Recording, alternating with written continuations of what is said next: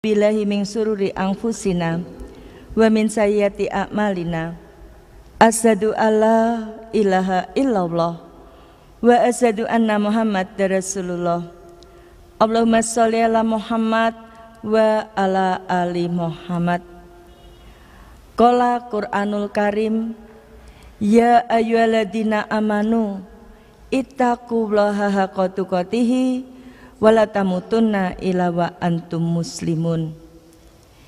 Ibu-ibu, bapak-bapak, jamaah kajian yang insya Allah senantiasa dicintai, dirahmati dan diberkahi Allah. Tak henti-hentinya marilah kita memanjatkan puji syukur kehadirat Allah Subhanahu wa Ta'ala, di mana sampai hari ini, sampai pagi hari ini kita masih termasuk orang-orang yang dipilih oleh Allah. Dipilih mendapatkan limpahan rahmat, dipilih mendapatkan limpahan kenikmatan, khususnya nikmat iman dan nikmat Islam, utamanya nikmat istiqomah. Allah berfirman di dalam Quran surat An-Nahl ayat 53, wa ma bikum min nikmatin faminallah. Dan apa saja kenikmatan yang ada padamu, maka dari Allah lah datangnya.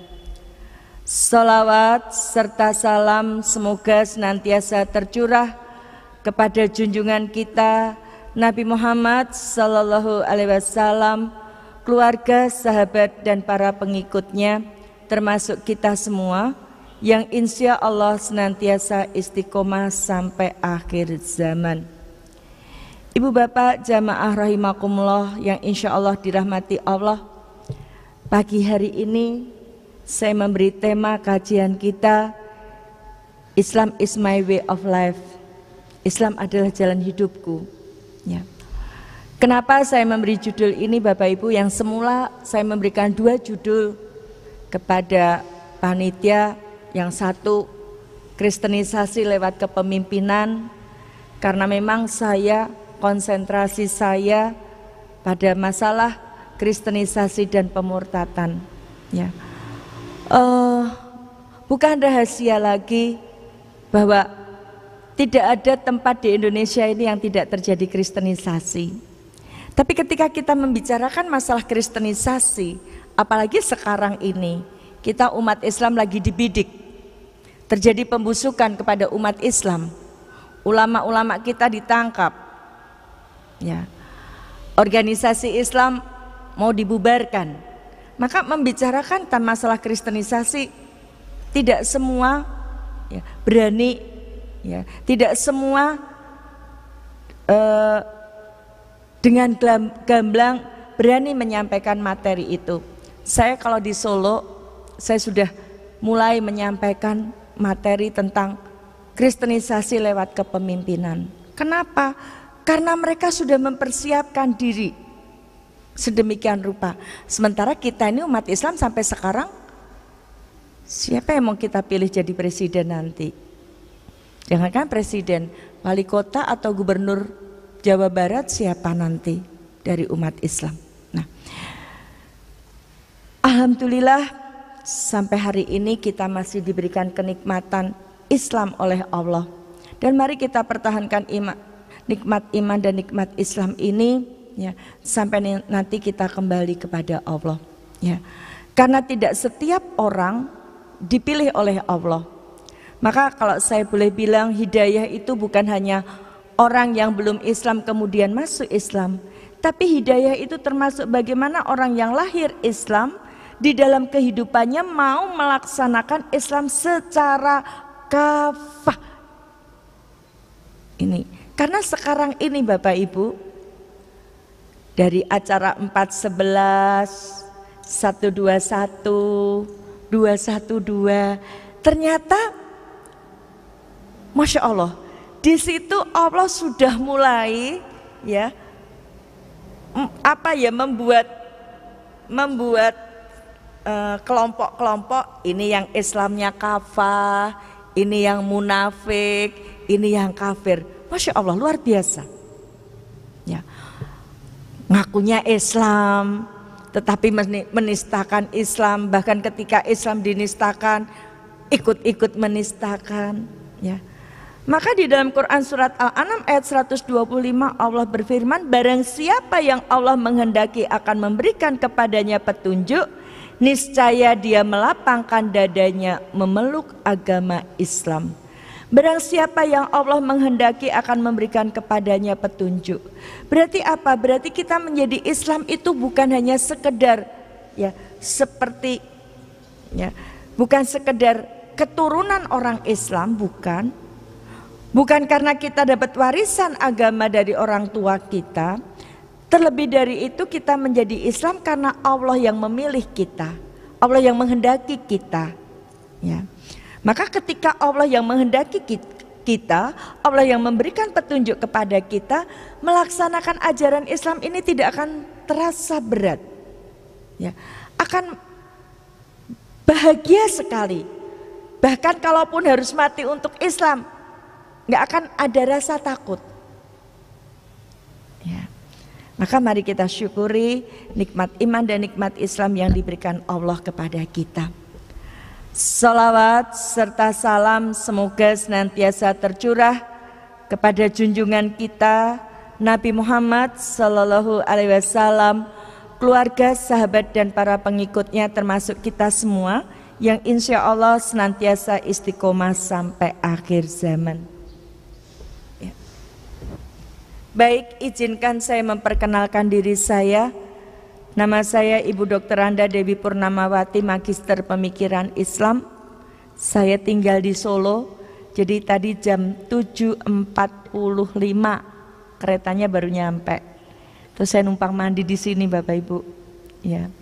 Nah, nanti siang sebetulnya acara utama saya nanti siang itu di Pusdai. Ya, di Pusdai nanti setelah duhur ada acara temu mu'alaf. Maka Bapak Ibu kalau punya kenalan mu'alaf, ya punya saudara mu'alaf, silahkan nanti ba'da duhur, ba'da duhur nanti diajak ke Pusdai. Karena Pusdai mau mendata dan memetakan mu'alaf di Bandung ini. Ya. Saya tinggal di Solo, itu alamat saya Jalan Kahuripan Utara nomor 74B ya, atau Utara Masjid Istiqlal Mandiri Center Solo ya. Di Solo pekerjaan saya seorang guru, tapi saya bukan guru agama Islam. Saya ini guru praktek listrik ya. Jadi S1 saya listrik dan mesin, S2 saya studi Islam ya. Alhamdulillah bulan Februari kemarin umur saya genap 18 tahun. 18 tahun saya jadi orang Islam. Saya masuk Islam bulan Februari tahun 99. Saya berasal dari keluarga Kristen yang taat, dari aktivis gereja. Sampai hari ini orang tua saya masih menginjili di Pulau Lombok. Sampai beberapa tahun yang lalu ibu saya salah satu ketua pendirian gereja di Pulau Lombok, khususnya di Lombok Timur.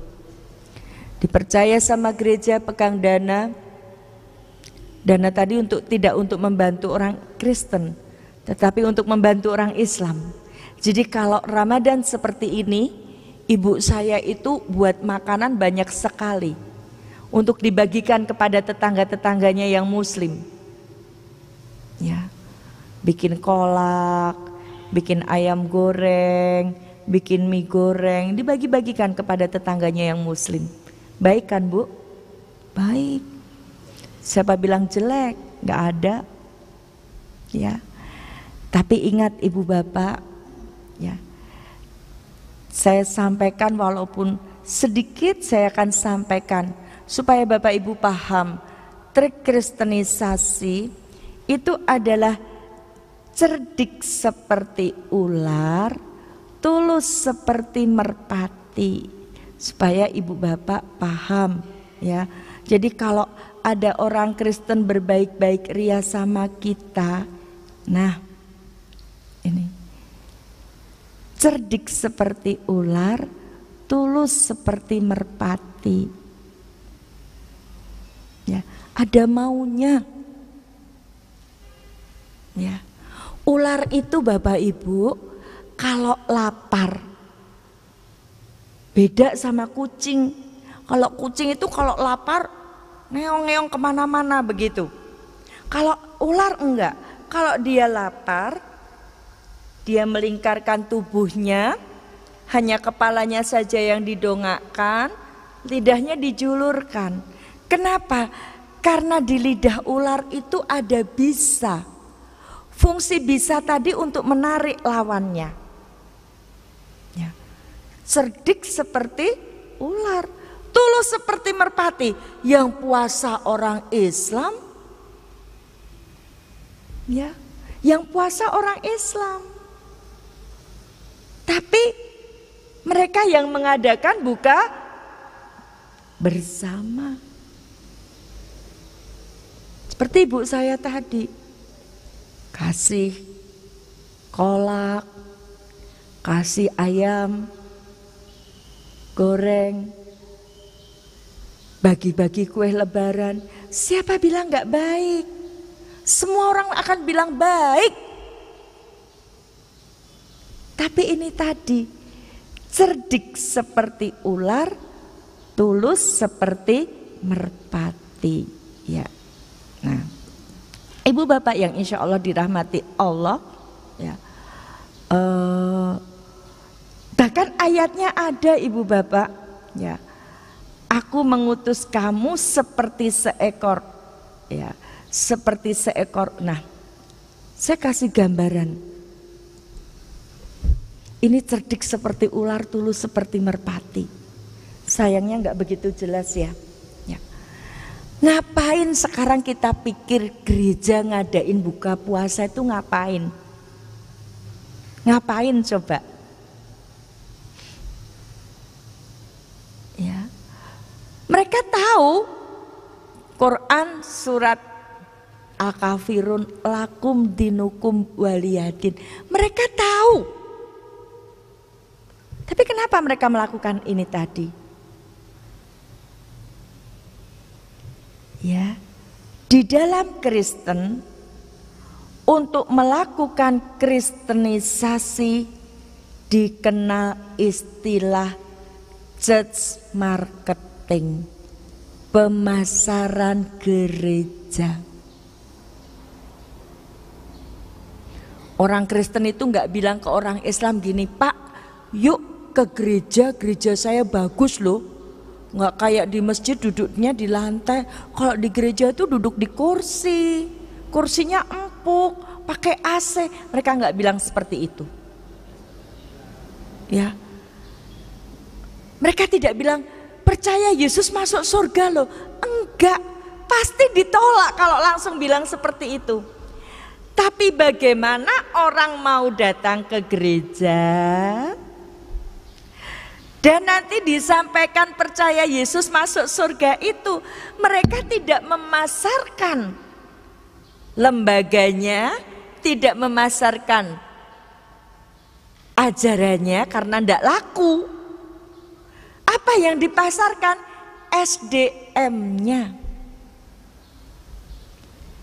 Tampil peduli. Yang puasa orang Islam, mereka yang ngadakan buka puasa, peduli kan? Sopan, mangga Bapak Ibu buka puasa. Mereka nggak bilang ayo buka di tempat gereja saya, kalau enggak saya pukul. Enggak.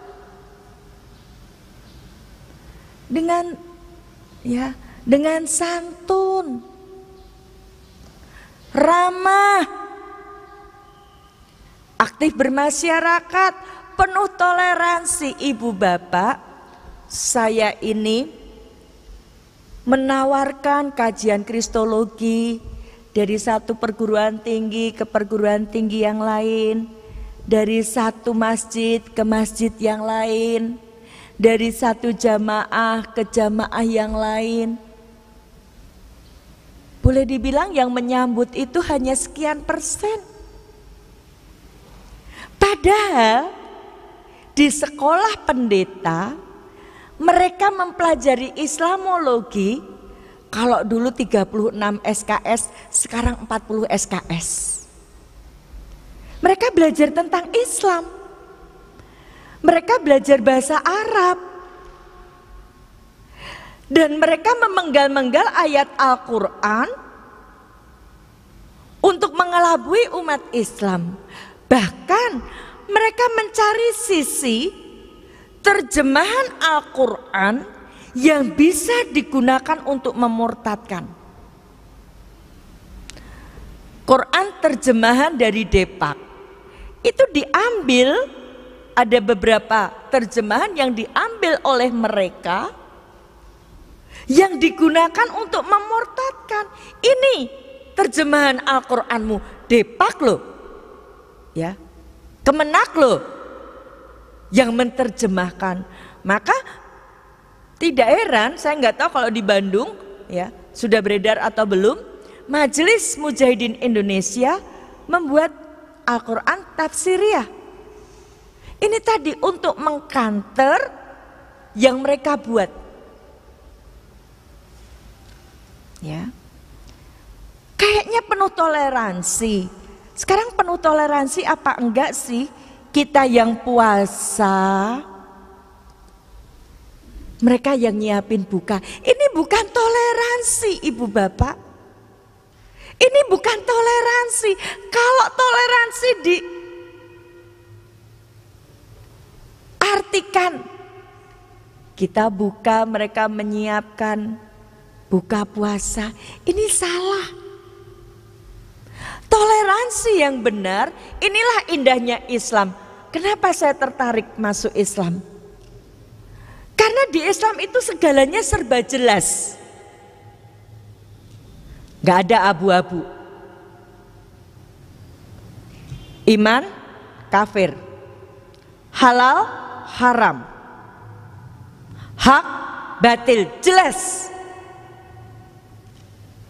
Ya, maka saya betul-betul bersyukur dipilih Allah menjadi orang Islam. Saya bersyukur. Kenapa? Caranya orang jalan, jelas langkah saya menuju ke surga. Ya. Quran surat Al-Kafirun itu Allah sudah menjelaskan kepada kita. Saya enggak ngajarin Bapak Ibu, enggak. Ya. Tapi saya ingin mengingatkan, karena momentum Ramadan seperti ini seringkali dimanfaatkan oleh mereka. Ya. Hei orang kafir, aku tidak menyembah apa yang kamu sembah, dan kamu tidak menyembah apa yang aku sembah. Untukmu agamamu, untukku agamaku. Yang puasa itu kita. Yang wajib memberikan buka kepada yang puasa Ramadan itu yang muslim. Tapi kita nggak sadar ketika ada acara seperti ini, kita ini bangkrut pahala kita. Diambil kesempatan itu sama mereka. Maka Bang Napi kalau bilang itu, waspadalah, waspadalah, kejahatan itu ada bukan hanya karena ada pelakunya, tapi ada kesempatannya. Nah, waspadalah, waspadalah, kristenisasi itu ada bukan hanya karena ada pelakunya, tetapi ada kesempatan. Mereka memanfaatkan ini. Ya. Buka puasa bersama di gereja Santo Antonius. Ini virusnya dari Solo, Ibu Bapak. Saya sampai tahun Januari 99 saya anggota gereja ini. Gereja Kristen Jawa Manahan Solo. Program gereja melayani buka puasa itu mulai tahun 97. Bagaimana caranya orang mau ke gereja? Melayani nasi murah buka puasa 500 rupiah. Tahun 97 itu baru bisa dibubarkan Majelis Ulama Indonesia Solo tahun 2010.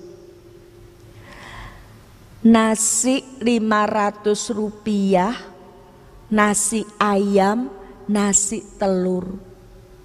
Terus waktu buka disediakan tempat, begitu azan keluar teh hangat, keluar kolak, keluar snack, keluar nasi. Kira-kira kapan sholat maghribnya? Padahal lokasi gereja ini jauh dari masjid. Mereka nggak bilang jangan ke gereja ya, jangan ke masjid ya, maaf, jangan ke masjid ya. Mereka nggak bilang seperti itu. Tapi dengan cara seperti itu,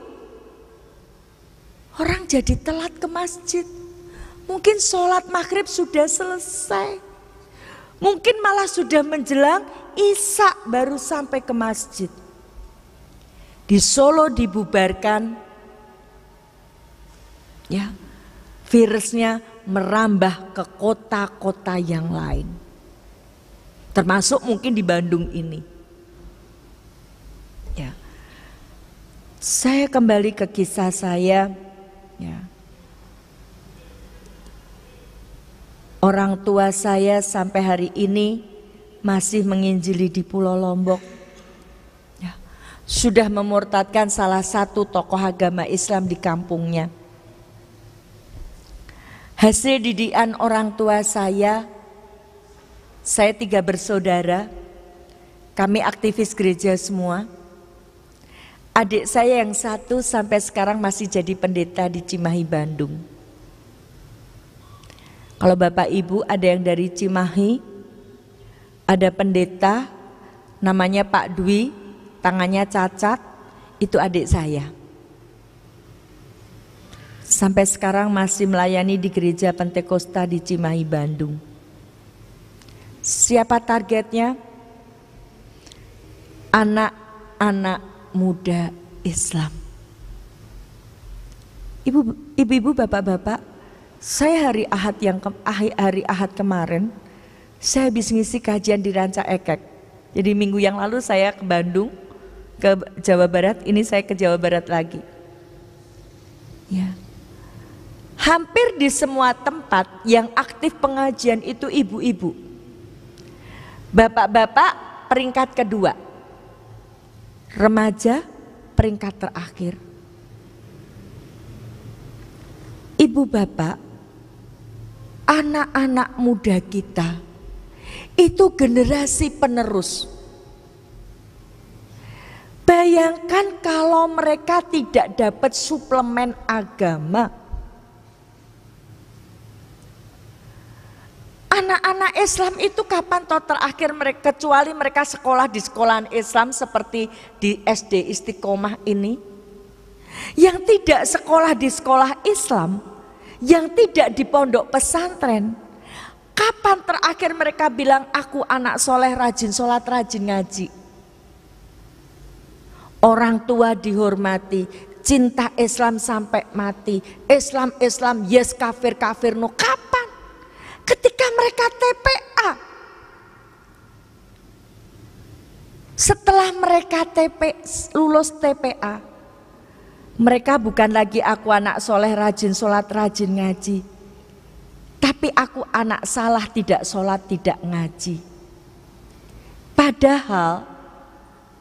Padahal ibu bapak,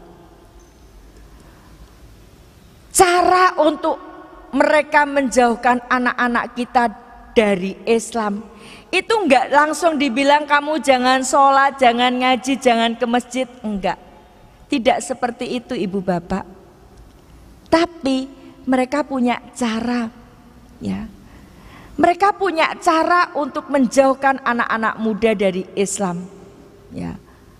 Nah, tantangan anak muda Islam saat ini itu enggak ringan Bapak Ibu. Tantangan kita sebagai orang tua sekarang itu enggak ringan, ya. Kalau beberapa tahun yang lalu saya masih menyampaikan 4S, 4F, sekarang sudah 5S, 5F.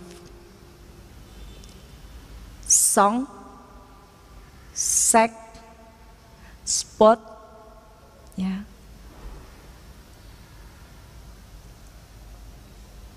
Nah, song, seks, sport, smoke, sosial media. Dan ini anak muda Islam banyak yang terlibat di dalamnya. Bahkan sebagian besar pelakunya anak muda Islam. Fun, yang penting happy, iklan rokok jarum, yang penting happy. Fashion, food, makan bukan karena butuh makan dan minum, tapi makan jadi gaya hidup. Female, perempuan jadi komoditas. Nilai perempuan dengan nilai sabun mandi, mahal nilai sabun mandinya. Iklan sabun Lux, harga sabun Lux 1.450. Iklannya perempuan tanpa busana. Mahal sabun Luxnya. Rokok jarum dengan paha perempuan, mahal rokok jarumnya. Ya. Film. Dan ini upaya strategi mereka merusak moral anak remaja kita. Saya bulan lalu ngisi pengajian di Malang. Sudah terungkap pemurtatan lewat musik. Hardcore musik. Dari anak kelas 5 SD sampai mahasiswa tahu itu. Musik penyembah setan. Yang di Malang, mereka yang keluar dari grup musik itu 1 orang, sampai sekarang masih disembunyikan karena diburu, dan ketika sadar harus diruqyah dulu. Kita menghadapi tantangan seperti itu, Ibu Bapak. Dan tidak banyak yang mengelola anak muda. Masjid-masjid tidak banyak yang mengelola anak muda. Orang tua pengen anaknya jadi anak soleh-solehah, tapi tidak banyak orang tua yang mendorong anaknya ikut pengajian remaja. Orang tua lebih takut anaknya matematikanya dapat 3, bahasa Inggrisnya dapat 4, fisikanya dapat 2, daripada tidak bisa membaca Al-Quran dan tidak paham Al-Quran. Tantangan kita, Ibu Bapak. Ya. Maka adik saya yang di Bandung targetnya adalah anak-anak muda Islam. Karena tadi anak muda Islam banyak yang bermasalah setelah kena 5S, 5F tadi. Dia bikin biro konsultasi, nggak pakai atribut Kristen. Kalau sekarang namanya Bandung Counseling Service. Dulu kantornya di Cijerah, kemudian pindah ke Kopo. Kemudian setelah dia di Cimahi, saya nggak tahu karena saya sudah 13 tahun tidak berhubungan sama adik saya sejak saya resmi kena PHK. Pemutusan hubungan keluarga. Jadi sudah 13 tahun saya tidak diakui keluarga saya. Sama nenek saya tidak diakui cucu. Sama orang tua saya tidak diakui anak. Sama adik-adik saya tidak diakui kakak. Sama tante saya tidak diakui keponakan. Sama anak kandung saya satu-satunya saya tidak lagi diakui ibu. Ya. Jadi yang dimurtadkan adik saya itu anak-anak muda Islam yang bermasalah. Dicari anak muda Islam yang bermasalah. Anak muda Islam, kamu jadi pecandu narkoba ya? Kamu punya masalah. Al-Qur'anmu gak bisa memberi jawab ketika kamu punya masalah. Berarti Islam itu jelek kan? Tadi anak muda yang bermasalah ini karena aku anak soleh, rajin sholat, rajin ngaji ketika TPA. Lulus TPA, aku anak salah, tidak sholat, tidak ngaji, SMS-an, Facebookan, game onlinean. Ketika TPA mereka itu baru belajar alif, ba, ta, sa, jim, ha, kho. Belajar membaca Al-Quran, belum sampai memahami Al-Quran. Kalau anak kita itu paham Al-Quran, susah dimurtadkan. Itu Bapak Ibu kahatek, pemurtatan lewat pekerjaan. Kemarin waktu saya ngisi pengajian di Ranca Ekek, seorang ibu nangis di dada saya. Keponakannya murtad karena kerja di kahatek. Bukan jadi rahasia umum kristenisasi lewat pekerjaan yang dilakukan kahatek. Ya. Seandainya anak muda Islam tahu hebatnya Islam, tahu luar biasanya Islam, tahu bahwa hanya Islam yang berasal dari Allah, bahwa agama selain Allah, selain Islam itu ditolak Allah, ini akan jadi benteng. Tapi pluralisme agama di negara kita, kukunya sudah menancap begitu kuatnya.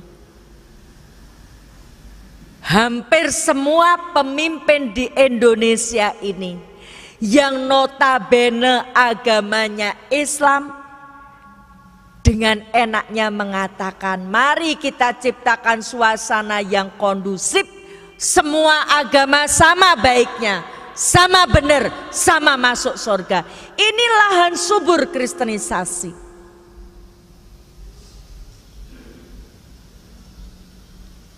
Ibu-ibu, bapak-bapak yang insya Allah dirahmati Allah, ya, kalau anak kita paham bahwa hanya Islam yang bisa mengantarkan masuk surga, enggak akan mudah dimurtadkan, tidak akan mudah dimurtadkan. Tadi adik saya bilang, kamu anak muda Islam. Saya masih ingat tahun 90-an, adik saya ditelepon seorang gadis. Dia sudah ada di rel kereta api dekat stasiun Bandung. Dia telepon, Pak Dwi, kalau Pak Dwi dalam waktu 10 menit tidak datang dan kereta api lewat, saya akan bunuh diri. Dalam keputusasaan, Islam agamanya, dia broken home, dia ditinggal pacarnya. Katanya rumah tangganya orang Islam itu sakinah mawaddah warohmah. Kenapa kamu broken home? Berarti ajaran Islam bohong dong. Ini tadi karena dia itu aku anak soleh rajin, sholat rajin, ngaji. Ketika TPA dia tidak tahu ajaran Islam sebenarnya. Dia bilang iya juga ya. Kamu patah hati ya? Ditinggalin pacarmu?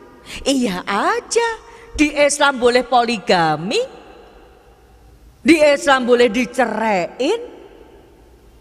Ibu bapak, poligami dan cerai ini salah satu alat yang digunakan untuk melemahkan. Dulu waktu saya belum Islam, waktu saya masih Kristen, ya poligami dan cerai ini juga saya pakai alat ke teman-teman saya yang Islam. Nggak enak jadi orang Islam, kamu nanti dicerai. Enakan jadi orang Kristen. Apa yang dipersatukan Tuhan tidak akan dipisahkan oleh manusia. Sehidup semati. Ya, tapi setelah saya masuk Islam, ternyata ajaran Islam itu luar biasa. Ya, memberikan satu solusi ketika ada masalah. Sekarang bayangkan ibu bapak, kalau suami istri, pasangan suami istri, istrinya umur 35, suaminya umur 38, si istri kena kanker kandungan, kalau berhubungan suami istri pendarahan. Padahal umur 38 laki-laki itu ya, wah sedang semangatnya. Terus nggak boleh poligami. Apa yang dilakukan? Jajan. Poligami kan koridor, jalan keluar yang sah, yang syar'i. Ya, tapi banyak lebih baik jajan daripada poligami. Ini tadi, seperti ini yang digunakan untuk melemahkan. Anak perempuan Islam yang tadi aku anak sholat rajin ngajiannya, ketika TPA dia tidak paham, dia mikir iya juga ya. Akhirnya daripada nanti kalau jadi orang Islam dipoligami, diceraiin, rumah tangganya nggak sakinah mawadah warohmah, lebih baik percaya Yesus dan masuk surga. Ibu bapak yang insya Allah dirahmati Allah, anak laki-laki kita itu calon-calon pemimpin umat, paling tidak pemimpin rumah tangga. Sekarang mari kita bayangkan kalau anak laki-laki Islam sudah malas sholat, sudah malas ke masjid, sudah malas mengaji, terus di mana kekuatan umat Islam 10 tahun ke depan?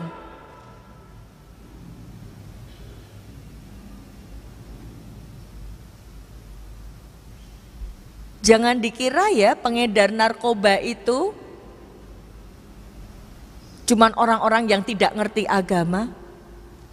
Mungkin Bapak Ibu baca di sosial media, di Surabaya ada pendeta jadi pengedar narkoba. Mereka menghalalkan segala cara. Ya. Sekarang Bapak Ibu bayangkan, kalau anak muda Islam mereka sibuk dengan musik, mereka sibuk pacaran. Daripada sholat, mending nonton sepak bola. Islam, yes, anak kecil. Ya, cinta Islam sampai mati anak kecil. Yang sudah gede, cinta Persib sampai mati.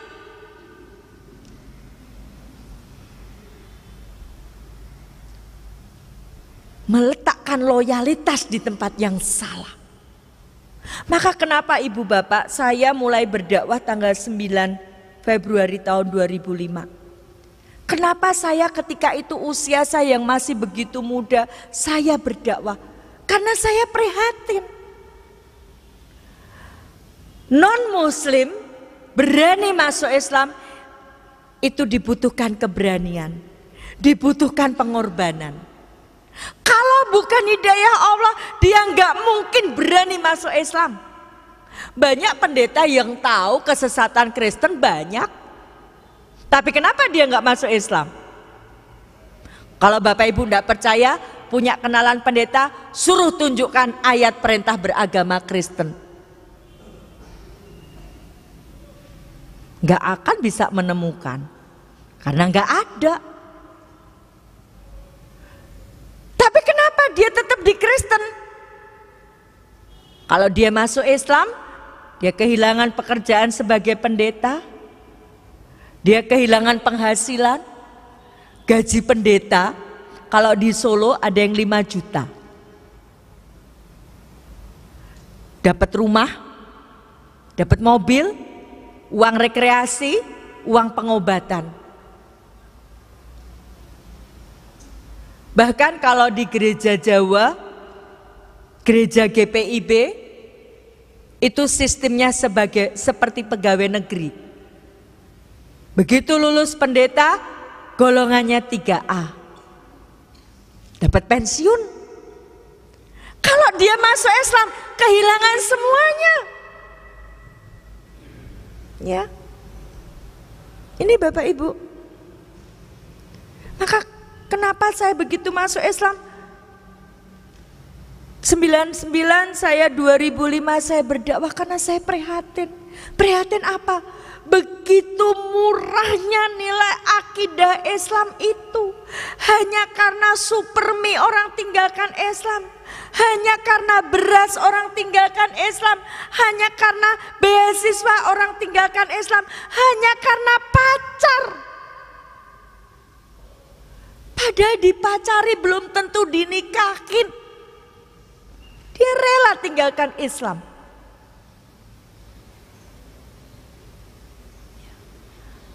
Anak perempuan kita, ibu-ibu, itu calon-calon ibunya umat. Dari rahimnya akan lahir mujahid dan mujahidah. Sekarang bayangkan kalau anak perempuan Islam hanya sibuk dengan rebonding, smoting, gaya hidup, mode pakaian. Mereka hanya sibuk penampilan saja. Tidak membekali diri dengan agama. Lalu bagaimana dia akan mendidik anaknya nanti? Yuk Bapak Ibu kita mimpi. Mimpi keturunan kita nanti jadi Muhammad Al-Fatih abad 21. Perusakan kepada Islam sudah luar biasa. Ya. Adik saya yang perempuan dari tahun 2000-an menginjili di Madura. Cita-citanya tidak akan meninggalkan Madura kalau belum bisa memurtadkan kiai. Saya sendiri umur 7 tahun, 8 tahun saya sudah bisa mempengaruhi teman-teman saya Islam. Siapa yang memotivasi? Ibu saya. Ibu-ibu, ilmu ini punyanya orang Islam, ibu. Hadisnya yang punya orang Islam. Ketika sahabat tanya pada Rasulullah, wahai Rasulullah, pada siapa aku harus menaruh hormat? Yang pertama, ibu itu disebut 3 kali.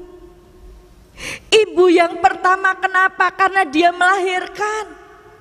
Ibu yang kedua karena dia mendidik. Maka al-ummu madrasatun ula. Ibu itu adalah madrasah yang pertama bagi anaknya. Ibu yang ketiga adalah ibu yang senantiasa mendoakan anak-anaknya. Tapi lihat ibu, fungsi madrasah sekarang sudah digantikan HP dan TV. Anak-anak kita jadi anak-anaknya HP. Anak-anak kita jadi anaknya TV. Nyuruh anak sholat semakin hari bukan semakin mudah tapi semakin susah. Yang punya ilmunya kita ibu. Al-ummu madrasatun ula. Tapi mereka yang mempraktekkan. Ibu saya kalau Ahad pagi gerejanya jam 7 tapi ibu saya jam 6 sudah siap. Kenapa? Karena datang ke gereja terlambat itu malu. Lagi-lagi yang punya ayatnya tentang waktu itu kita. Allah sampai bersumpah demi masa. Kalau kita kehilangan harta bisa diganti kalau kita kehilangan waktu. Allah sampai bersumpah menyebut ciptaannya. Ketika Allah bersumpah menyebut ciptaannya, itu penting sekali, luar biasa. Yang punya ayat tentang waktu itu kita. Tapi kita ini banyak yang tidak memperhatikan waktu. Kita punya suratnya, hadisnya ada. Tidak akan beranjak kaki anak Adam dari hadapan Allah, melainkan dia akan ditanya salah satunya tentang waktu. Maka saya itu Bapak Ibu bersyukur sekali jadi orang Islam. Kenapa? Segalanya jelas. Ya.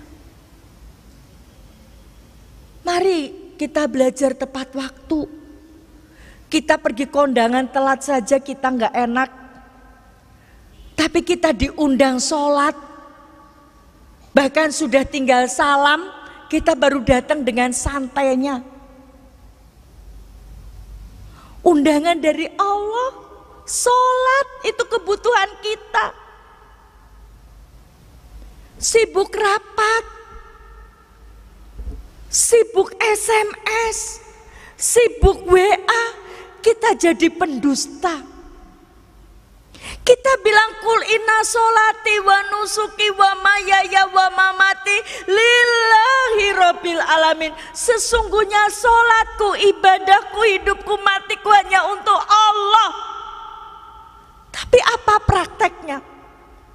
Kita sudah wudhu, sudah pakai mukena, sudah niat tinggal sholat, HP kita bunyi, kita lari ngambil HP kita. Sorry Allah, HP saya bunyi. Bayangkan Allah kita duakan dengan barang-barang sepele. Maka jangan heran kalau sekarang peringatan Allah kepada kita umat Islam ini begitu kerasnya. Karena apa? Karena kita banyak tanpa sadar menyekutukan Allah. Allah kalah sama sinetron, Allah kalah sama sepak bola. Coba bapak-bapak atau mas-mas cermati, pernah enggak final sepak bola atau tinju itu waktu Natal atau tahun baru? Waktu Ramadan. Tahu siapa pemilik TV di Indonesia? Tahu enggak? Siapa Bu? Siapa Bu? HT? Dia calon presiden. Dia sudah mau mencalonkan diri jadi presiden. Dia enggak bilang umat Islam jangan sholat ya. Enggak. Tapi bagaimana umat Islam ini supaya tidak taat sama Allah, supaya tidak membaca Al-Quran? Nih ibu-ibu sinetron Islami, tapi melecehkan umat Islam. Coba kalau mau merenungkan sinetron tukang bubur naik haji, mestinya itu Ikatan Persaudaraan Haji seluruh Indonesia protes. Pelecehan terhadap haji. Masa haji 2 kali sifatnya jelek banget? Dengki, iri. Ya. Apakah seperti itu? Ini pelecehan kepada umat Islam. Tapi betapa banyak ibu-ibu yang menikmati. Sebelumnya kita dilecehkan Islam KTP. Pelecehan buat kita, tapi kita menikmati. Final sepak bola, mereka nggak bilang hei bapak, hei KAA, jangan ngaji ya, enggak. Nih final sepak bola menjelang sahur, harusnya kita zikir, harusnya kita istighfar, harusnya kita baca Al-Quran. Di bulan Ramadan, bulan yang penuh keberkahan ini, zikir kita goal. Kita bukan sibuk, saya sudah selesai berapa juz, tapi kita sibuk tadi goalnya berapa-berapa. Ini saya umur 7 tahun, 8 tahun sudah dididik sama ibu saya. Jam 6 pagi ibu saya sudah bilang, ibu ke gereja, kamu sekolah minggu. Dididik mengutamakan ibadah. Bukan hanya dididik mengutamakan ibadah, saya di usia yang begitu muda, saya sudah dididik untuk menginjili. Apa kata ibu saya? Ajak teman-temanmu yang Islam pergi sekolah minggu. Sekolah minggu itu TPA-nya orang Kristen. Ibu saya bilang, kasih tahu teman-temanmu yang Islam nanti kalau sekolah minggu dikasih roti. Kalau rajin sekolah minggu, besok kalau Natal dikasih sepatu, dikasih tas, dikasih buku. Tahun 69, tahun 70 namanya roti, sepatu, tas, buku itu barang mewah. Hanya saya keliling Yuk mas, yuk mbak, yuk dek, yuk sekolah minggu nanti dikasih roti loh. Besok kalau Natal dikasih sepatu, dikasih tas, dikasih buku. Akhirnya teman saya yang Islam ikut saya pergi sekolah minggu. Tidak hanya ikut pergi sekolah minggu, teman saya yang Islam akhirnya ikut dibaptis juga bersama saya. Usia remaja, ibu saya bilang boleh pacaran. Tapi kalau saya punya pacar Kristen diputus sama ibu saya.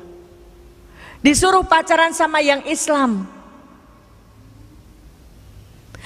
Minimal targetnya teman saya yang Islam yang tadinya rajin sholat, rajin ngaji, rajin ke masjid. Setelah bergaul sama saya nggak ngaji, nggak sholat, nggak ke masjid.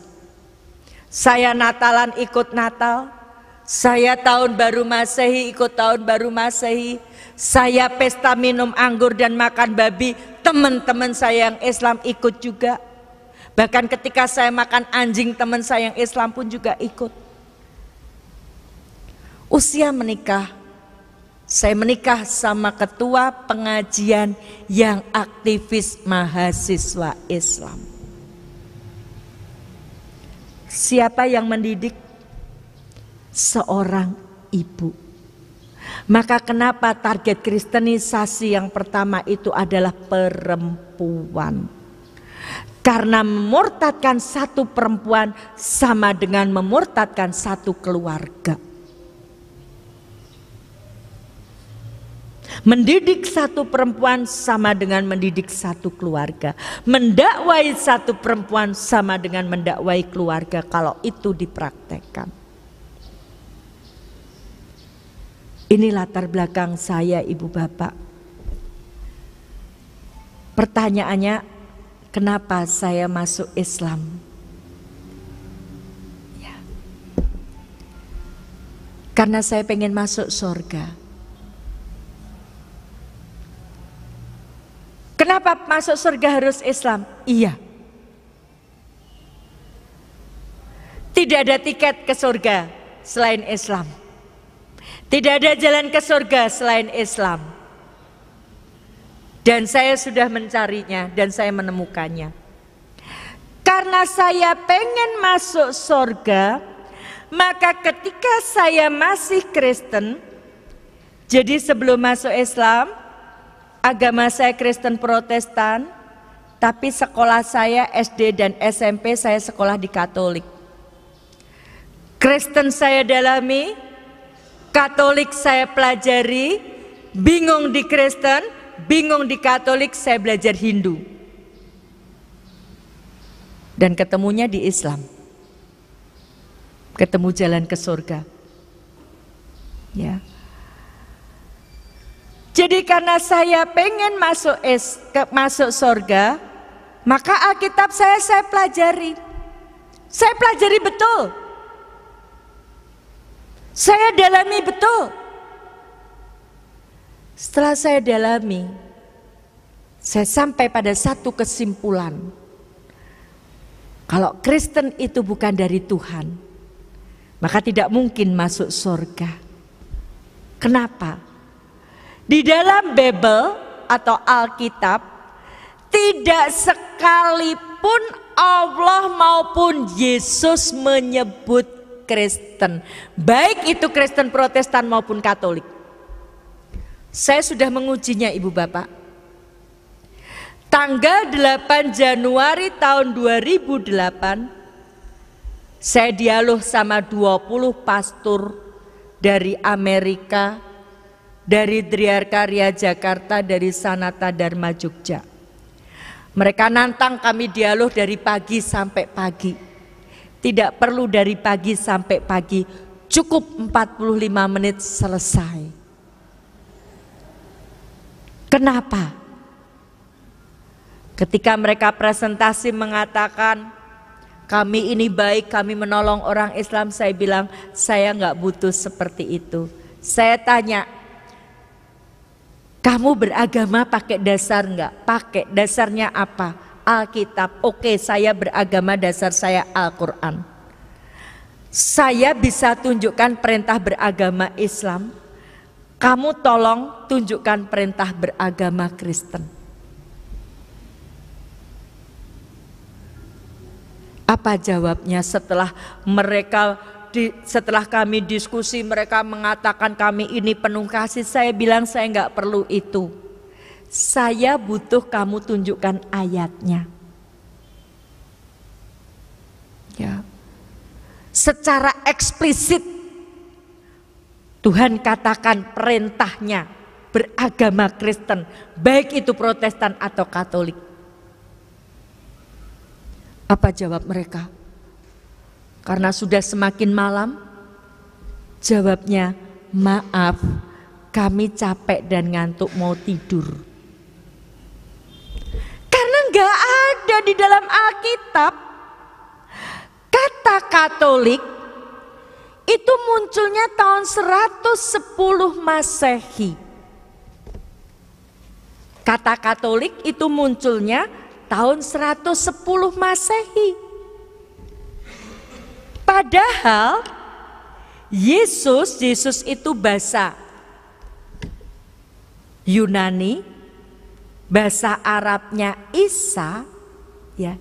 Isa atau Yesus itu ada di dunia itu sampai sekitar tahun 30 Masehi. Padahal Katoliknya dikenalkan tahun 110 Masehi. Ini bukan dari buku Islam loh Bapak Ibu. Ini dari buku mereka. Saya punya buku mereka, judulnya Memahami Segalanya Tentang Katolik, karangan Helen Keller, halaman 11. Ini bukunya orang Katolik sendiri yang mengatakan bahwa Katolik itu baru dikenalkan tahun 110 Masehi. Berarti apa? Berarti Yesus gak kenal Katolik. Dan dengan seperti ini, alhamdulillah, ya, beberapa orang yang tadinya Katolik, setelah saya sampaikan, mereka akhirnya memutuskan masuk Islam karena takut gak masuk surga. Ya. Kata Kristen itu juga munculnya sekian ratus tahun setelah menurut orang Kristen Yesus naik ke surga. Di dalam kitab Kisah Para Rasul 11 ayat 26 mereka itu Barnabas dan Saulus. Saulus itu nama lain Paulus. Tinggal bersama-sama dengan jemaat itu 1 tahun lamanya sambil mengajar banyak orang. Di Antiokialah murid-murid itu untuk pertama kali disebut Kristen. Yang nyebut bukan Allah, yang nyebut bukan Yesus, tapi orang yang melihat. Peristiwa ini terjadi, Yesusnya sudah tidak ada, menurut orang Kristen sudah naik ke surga. Galau lagi, kalau saya ke gereja, setelah menyanyi, berdoa, disuruh menyebutkan 10 perintah Allah. Akulah Tuhan Allahmu, jangan ada ilah lain selain aku. Tapi kenapa saya harus percaya Trinitas, Allah Bapa, Putra, dan Roh Kudus? Berarti 10 perintah Allah itu, perintah yang pertama itu sudah bertolak belakang. Berarti Tuhan itu pelin-pelan dong. Katanya akulah Tuhan Allahmu, jangan ada ilah lain selain aku. Lah kenapa saya harus percaya Allah Bapa, Putra, dan Roh Kudus? Di Katolik ditambah lagi Bunda Maria. Bingung saya. Di Alkitab, Kitab Keluaran, ya, Kitab Keluaran 20 ayat, Kitab Keluaran 20 ayat 8. Dan ingatlah, kuduskanlah hari Sabat.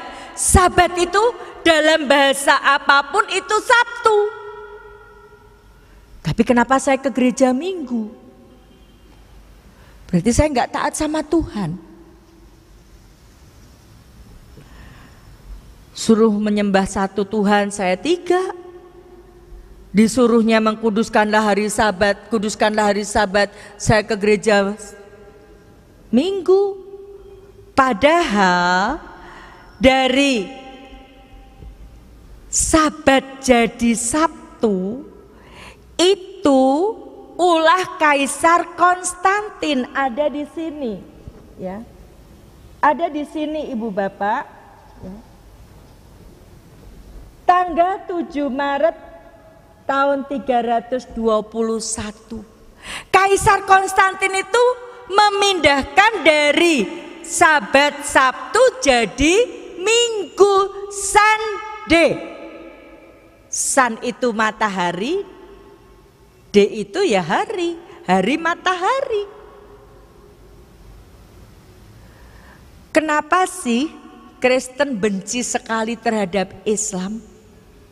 Karena hanya ajaran Islam yang bisa menunjukkan kesesatan mereka. Silahkan Bapak Ibu cari.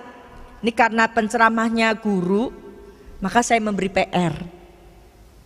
PR-nya cari ayatnya. Mereka menyembah mereka lebih taat rahib-rahibnya atau pendeta-pendetanya. Kaisar Konstantin itu pendeta kaum paganisme, penyembah berhala. Lah mereka taat dari Sabtu dipindah Minggu. Islam yang membongkar kesesatannya. Supaya tidak terbongkar, dimusuhilah umat Islam ini.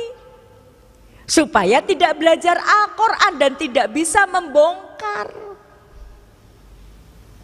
Itu kalau kita paham. Ya. Ada lagi di dalam Alkitab ayat palsu. Kalau dalihnya orang Kristen menginjili, itu Injil Matius 28 ayat 19. Nah, karena itu pergilah, jadikanlah semua bangsa muridku dan baptislah dalam nama Bapa, Anak dan Roh Kudus. Ini ayat palsu. Ayat ini tidak ada di Alkitab sebelum abad keempat. Ayat ini baru ditambahkan oleh para penginjil. Ya.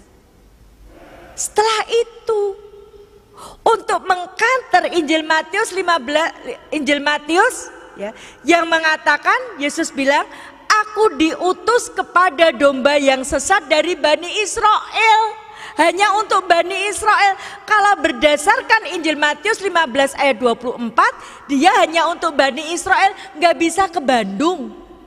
Karena Bandung ini bukan Bani Israel.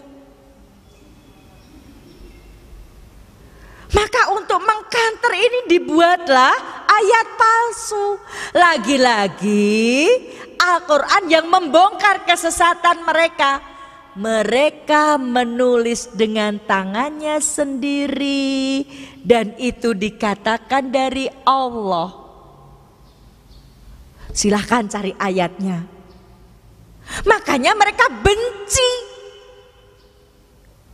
Supaya kita tidak bisa membongkar kesesatan mereka, dijauhkanlah kita dari Al-Quran. Itu Ibu Bapak kalau kita nyadar. Ya. Jadi ya, saya mencari dan mencari kebenaran itu. Satu ayat ini saya cari sampai 24 tahun Bapak Ibu. Satu ayat perintah beragama. Agama apa sih yang menghantarkan saya masuk surga? Dan ternyata saya baru menemukannya di dalam Islam. Setelah saya membaca buku judulnya, buku inilah yang menghantar saya masuk Islam. Akhlak Islam. Buku ini saya dapat tanggal 11 Desember tahun 98. Saya mulai mencari kebenaran umur 13 tahun. Saya dapat buku ini umur 36 tahun. Desember 98, umur saya 36 tahun saya dapat buku ini. Dan saya masuk Islam Februari 99, umur saya 37 tahun. Dari 13 tahun sampai 37 tahun, 24 tahun saya mencari sebuah kebenaran. Agama apa yang bisa menghantarkan saya masuk surga? Dan jawabnya hanya Islam. Ibu bapak, aneh tapi nyata. Ya. Di Kristen, hal-hal yang besar dan mendasar, perintah beragama Kristen, Natal. Natal itu kata Natalnya tidak ada di dalam Alkitab, nggak ada. Kalau kata Kristen ada 6, tapi yang menyebut manusia. Kata Natal tidak ada. Yang mendasar tentang beragama nggak ada. Anehnya, yang sepele-sepele ada. Pornografi banyak. Kidung Agung itu isinya pornografi. Kitab Mazmur isinya pornografi. Ya. Makanya kalau dibilang Quran kitab yang paling porno, itu kasihan yang ngomong seperti itu. Karena yang lebih porno lagi ada. Ya, Alkitab. Ya. Nabi telanjang ada di dalam ada. Udah telanjang, mabuk lagi. Siapa? Nabi Nuh. Itu orang yang pertama bikin minuman dari anggur.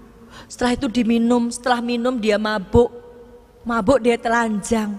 Sekarang kok nabinya seperti itu? Di Islam kita nggak akan menemukan. Nabi diperkosa anaknya. Siapa? Nabi Lut diperkosa anak perempuannya. Maka waktu saya masuk Islam, saya membaca kisah 25 Rasul dan Nabi, saya nangis. Saya nangis siapa? Saya bersyukur jadi orang Islam. Ternyata di Islam tidak seperti itu.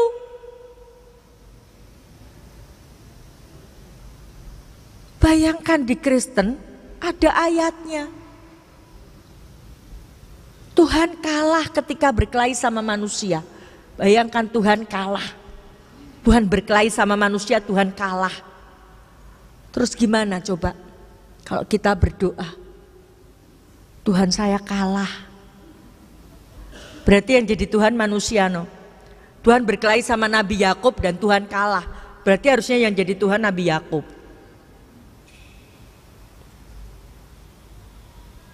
Iya. Upah melacur di dalam Bible halal. Upah melacur. Ini kitab suci yang harus saya imani, isinya kayak gitu. Beda sekali Bapak Ibu. Ketika saya membaca buku ini, kebalikannya, hal yang sepele Islam sudah ngatur. Bapak Ibu, pernah nggak membaca hadis dilarang mengencingi pohon peneduh maupun pohon yang berbuah? Pernah nggak membaca hadisnya? Pernah nggak berpikir kenapa nggak boleh mengencingi?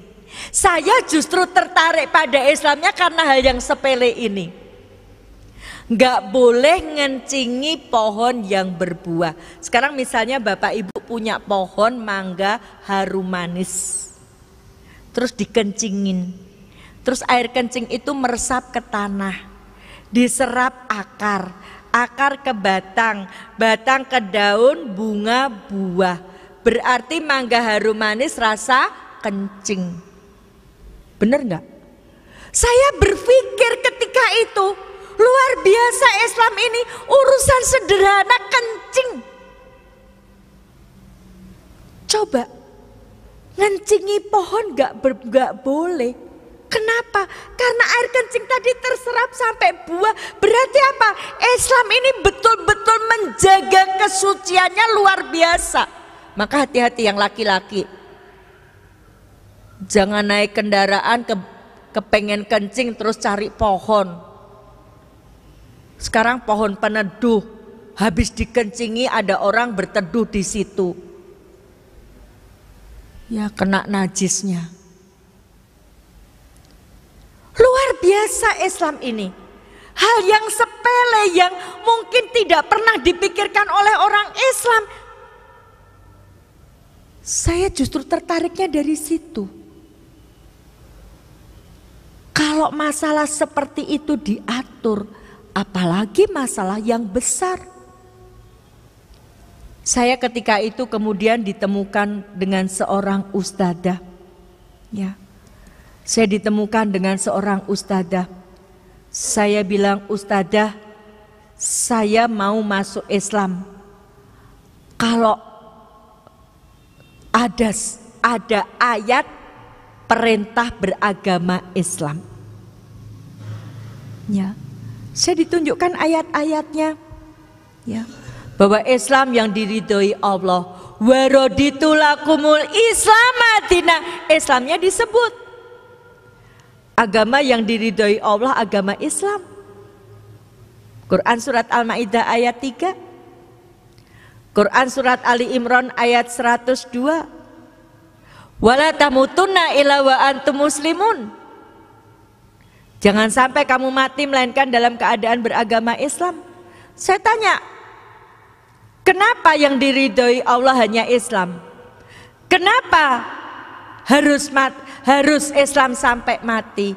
Dia bilang, Bu Dewi, Al-Quran itu ayat satu dengan yang lain saling melengkapi, tidak bertolak belakang. Padahal ketika saya masih di Kristen, saya menemukan kontradiksi di dalam Alkitab. Di perjanjian lama ada perintah sunat, bahkan Yesus pun disunat. Di perjanjian baru, Paulus bilang sunat itu bukan sunat fisik, sunat itu cukup dalam hati. Ada kontradiksi dan ini diikuti oleh banyak orang perempuan Islam. Saya berjilbab dalam hati. Maka Allah katakan sampai kamu mengikuti milah mereka. Milah apa? Pola pikir. Ya, nah, dia bilang Al-Quran itu saling melengkapi. Ditunjukkanlah saya Quran surat Ali Imran ayat 85. Wa may yabtaghi ghairal islami dina fala yuqbala minhu wa huwa fil akhirati minal khasirin. Barang siapa mencari agama selain Islam. Selain Islam, saya Kristen. Berarti saya selain Islam. Maka sekali-kali tidak diterima darinya, berarti ditolak. Berarti saya ditolak dong sama Allah. Berarti saya nggak bisa masuk surga. Maka dikatakan di akhirat dia termasuk orang rugi. Saya bilang kenapa selain Islam ditolak Allah? Saya dikasih lagi jawabnya. Quran surat Ali Imran ayat 19. Inna dina indallahil Islam. Agama milik Allah adalah agama Islam. Ya. Indallah, milik Allah. Milik Allah hanya Islam. Ya. Oh, pantesan. Saya cari di Alkitab nggak ketemu. Tuhan gak nyuruh Kristen, Yesus gak nyebut Kristen. Di Katolik juga gak ada, di Hindu gak ada. Ternyata punyanya Allah itu cuman Islam. Nah, perjalanan yang panjang Ibu Bapak. Ketika itu saya bilang kalau ustadzah tadi bisa menunjukkan perintah beragama Islam, saya masuk Islam. Dan setelah buku yang tadi saya temukan, saya dalami betul. Dan saya ditunjukkan ayat ini, maka saya memutuskan. Bulan Februari tahun 99 saya masuk Islam. Luar biasa. Setelah saya masuk Islam, saya semakin merasakan betapa indahnya Islam tadi. Indahnya apa? Jelas. Termasuk milih pemimpin itu jelas di dalam Al-Quran. Pemimpin itu tidak hanya presiden loh Bapak Ibu, tidak hanya gubernur loh. Suami itu pemimpin. Ya, yang gadis-gadis, suami itu pemimpin.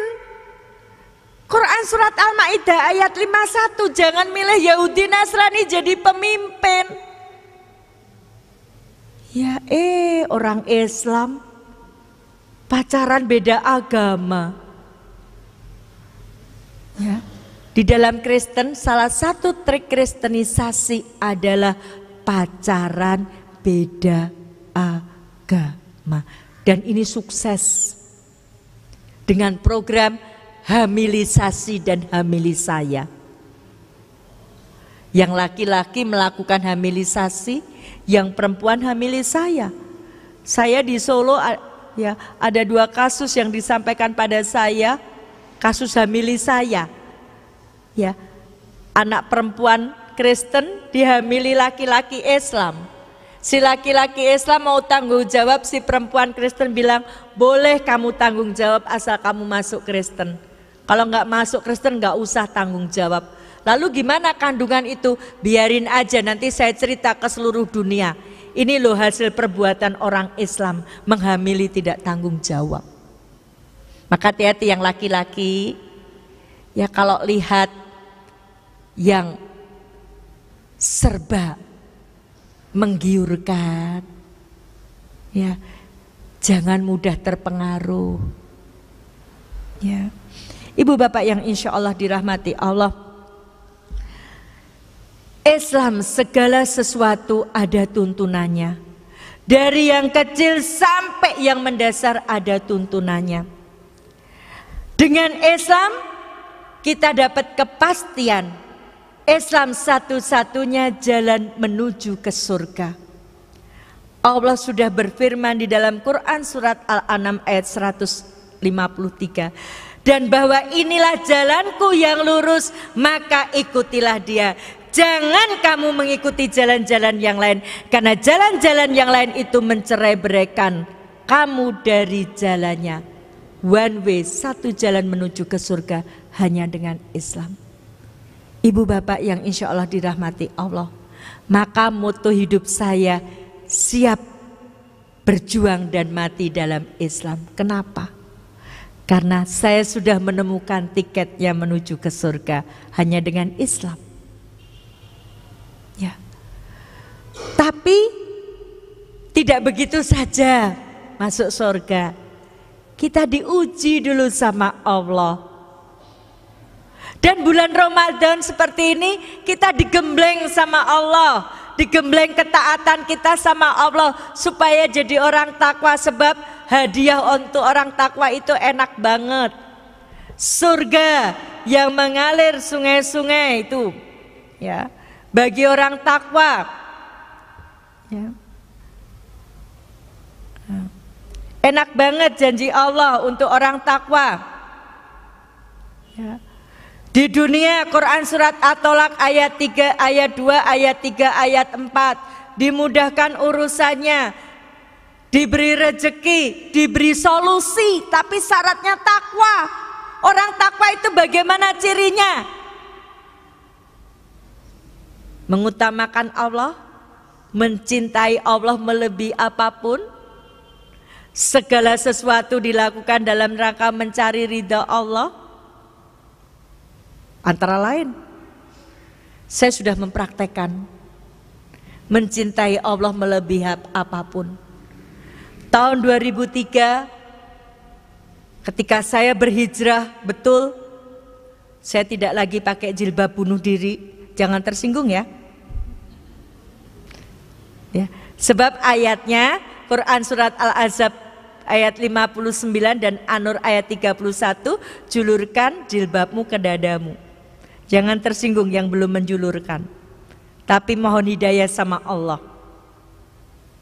Ya, kalau kita disuruh di pengajian ada dress kodenya, ya, pakai seragam ini kita nurut.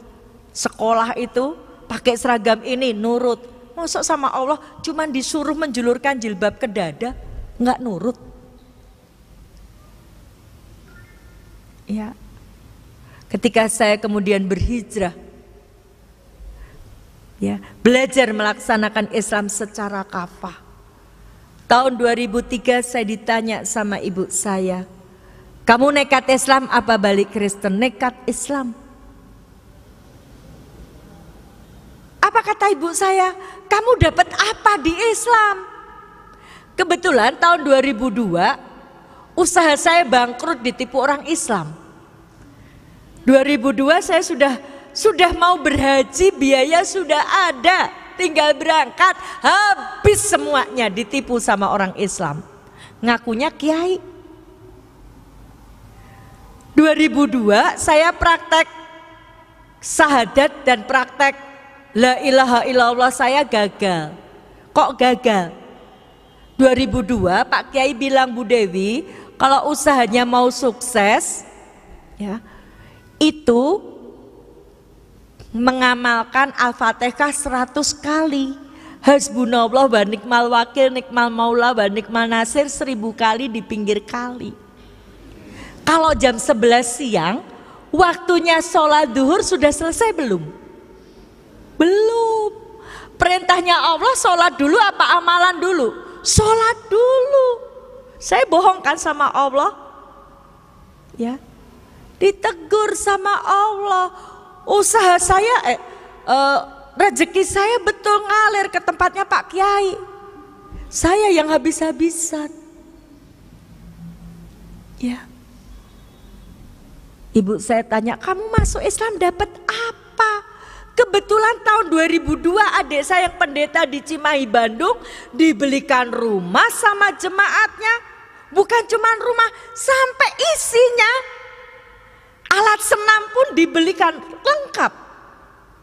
Ibu saya bilang, itu adik kamu yang di Bandung, yang di Cimahi dibelikan rumah. Kamu masuk Islam dapat apa? Kamu ditipu orang Islam. Saya bilang, saya masuk Islam dapat rumah di surga. Jadi jangan sampai ya orang Islam dihina, kemudian ikut-ikut menghina Islam ya. Saya bilang saya dapat rumah di surga. Rumah di surga nggak bisa ambruk, nggak akan habis dimakan rayap. Saya bilang, kalau kamu nekat Islam, kembalikan seluruh pemberian kami sejak kamu lahir selain air susu ibu. Saya lahir tanggal 13 Oktober tahun 62. Peristiwa itu terjadi Agustus 2003. Total semua sama ibu saya. Kembalikan gak? Praktek. Kalau 2002 gagal, saya gak mau gagal lagi 2003. Praktek la ilaha illallah, tiada ilah selain Allah. Praktek syahadat asyhadu alla ilaha illallah, saya bersaksi tiada Tuhan selain Allah. Berarti Allah nomor 1. Saya gak mau gagal lagi. Kul inna sholati wa nusuki wa mayaya wa mamati lillahi rabbil alamin. Sesungguhnya sholatku, ibadahku, hidupku, matiku hanya untuk Allah. Saya gak mau gagal lagi. Saya pengen disayang Allah. Maka saya katakan berat agama. Apa kata ibu saya? Kalau kamu berat agama, kembalikan. Saya bilang insya Allah. Saya diejek sama ibu saya. Ibu saya bilang, kamu dapat duit dari mana? Ibu saya tahu keadaan saya ketika itu, saya sedang bangkrut. Uang saya cuma tinggal 10.000. Ibu saya ngejek saya, kamu dapat duit dari mana?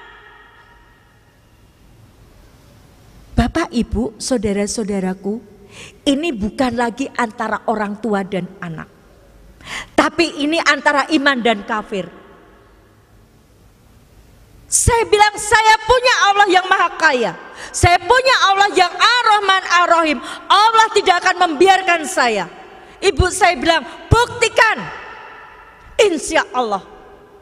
Pantang saya mengalah di depan orang kafir, walaupun itu ibu saya. Pantang saya menangis di depan orang kafir, walaupun itu ibu saya. Pantang saya mengemis belas kasihan kepada orang kafir, walaupun itu ibu saya. Maka saya heran kalau ada orang Islam membela orang kafir, saya heran sekali.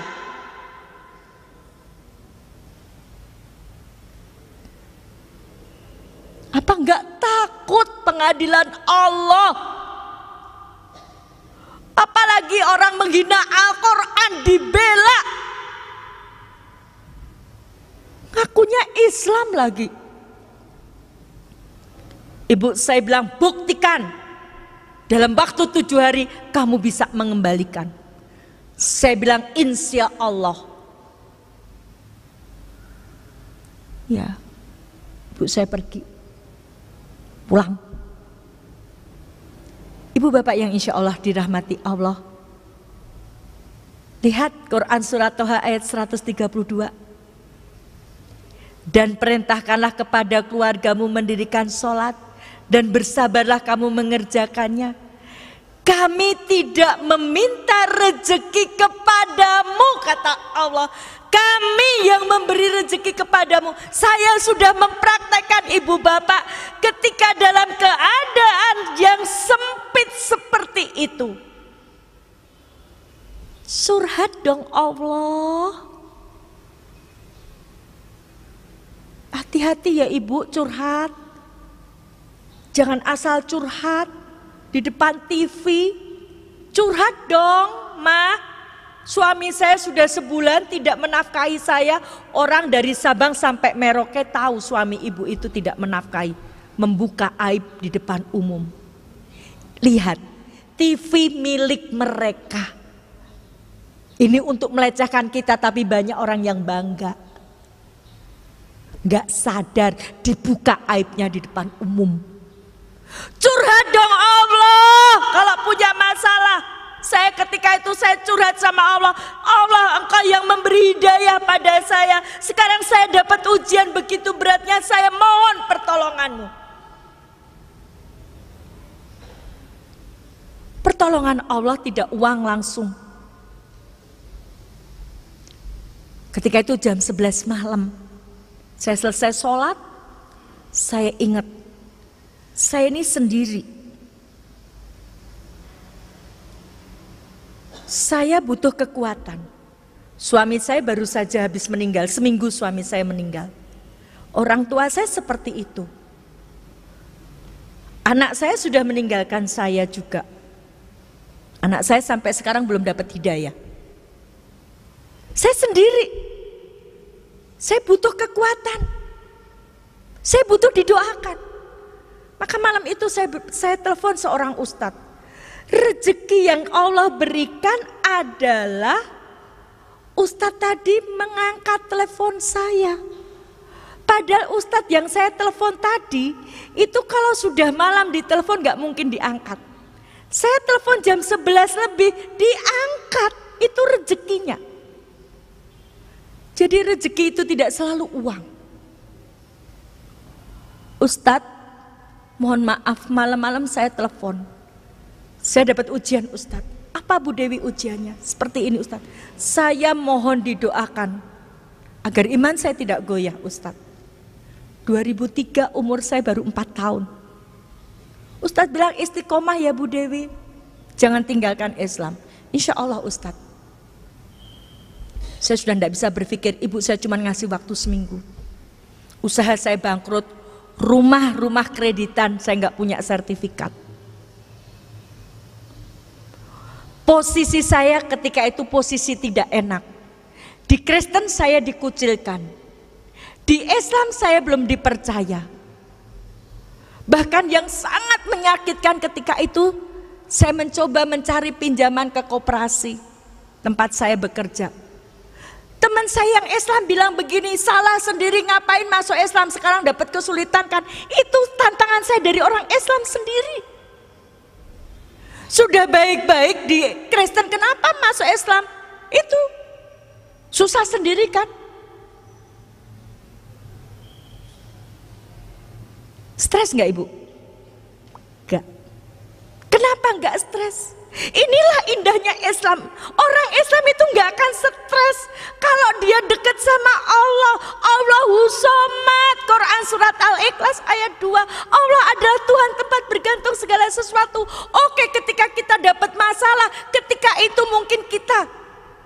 Susah.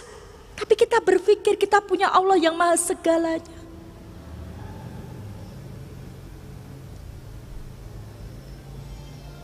Solusinya apa Ibu Bapak? Senin malam saya telepon Ustadz, Selasa pagi sholat, berdoa, subuh, duhur, asar, maghrib, isya.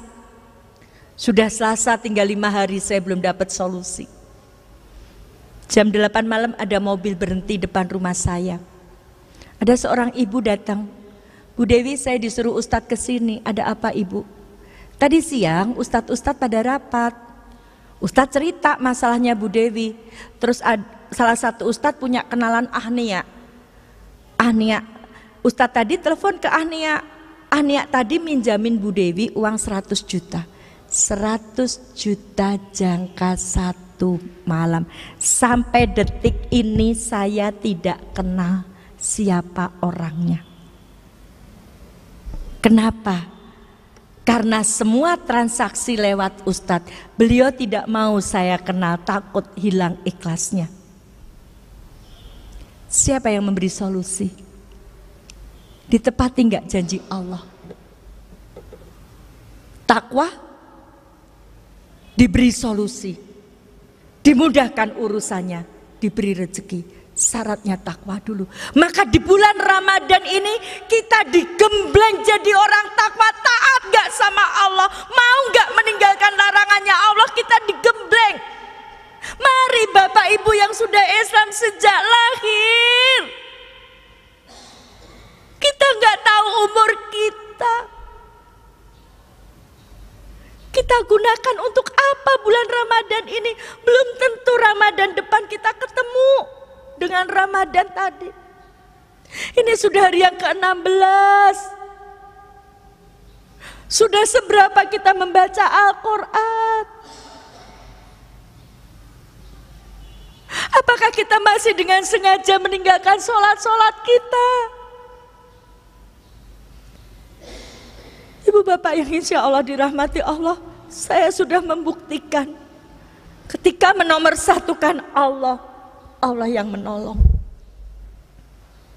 Harta saya sudah saya pertaruhkan untuk agama Islam ini. Saya lebih pilih Islam.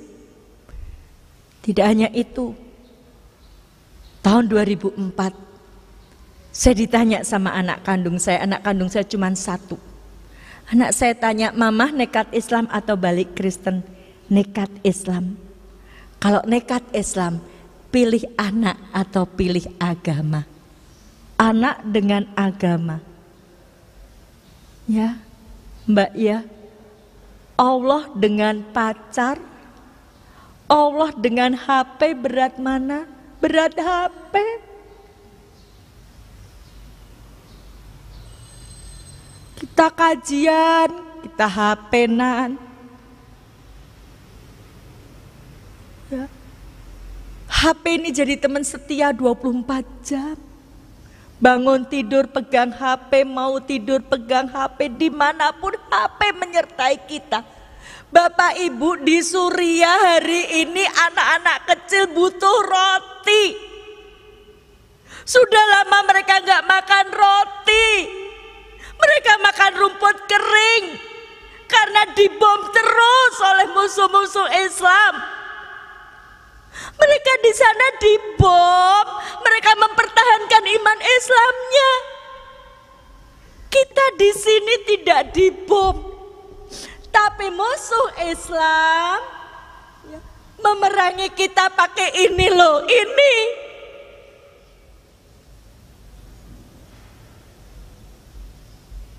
Ini bisa jadi alat pemusnah akidah.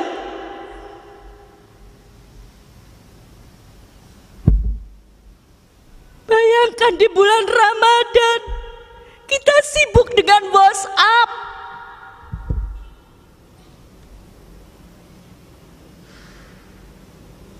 Saya ditanya sama anak saya, Mama nekat Islam apa balik Kristen? Nekat Islam. Kalau nekat Islam berat anak atau berat agama? Anak kandung saya cuma 1. Saya katakan berat agama. Kalau berat agama, apa kata anak saya? Itu terjadi malam 27 Ramadan. Kalau berat agama, mulai hari ini di antara kita sudah tidak ada apa-apa. Kamu bukan ibu saya dan saya bukan anakmu. Malam 27 besok, kalau saya masih hidup dan anak saya belum dapat hidayah, 13 tahun saya, jangankan melihat wajah anak saya, dengar suara anak saya sudah 13 tahun saya tidak mendengar. Tidak hanya anak saya, diikuti seluruh keluarga besar saya. Sama nenek saya tidak lagi diakui cucu. Sama bapak ibu saya, sama orang tua saya tidak lagi diakui anak. Sama adik-adik saya tidak lagi diakui kakak. Sama om tante saya tidak lagi diakui keponakan. Sama anak saya tidak lagi diakui ibu. Bapak ibu yang insya Allah dirahmati Allah. Kalau kita reuni ketemu teman, seneng gak Bapak Ibu? Seneng gak? Saya ini sampai sekarang masih nangis sama Allah. Besok saya gak bisa reuni di surga dengan keluarga saya. Sementara Bapak Ibu lebih bersyukur daripada saya. Punya anak, punya keluarga yang sudah Islam. Bayangkan kalau sampai tidak bisa reuni di surga dengan keluarganya. Karena dengan sengaja anak-anak kita meninggalkan sholat.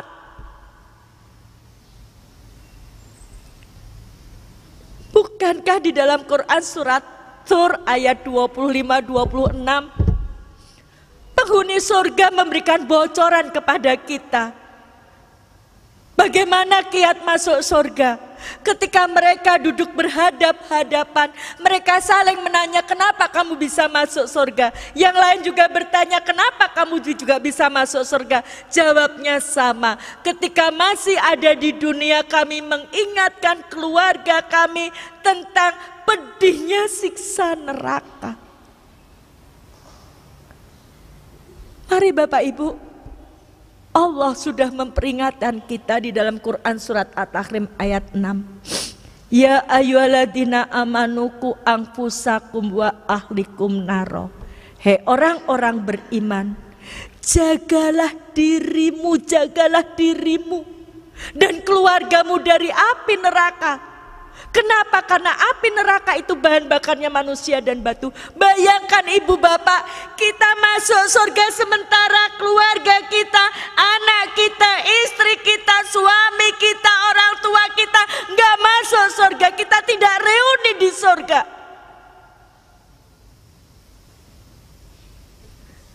Jangan sia-siakan kesempatan. Bapak Ibu lebih beruntung dari saya. Di luar sana upaya penggerogotan kepada kita umat Islam luar biasa. Syiah,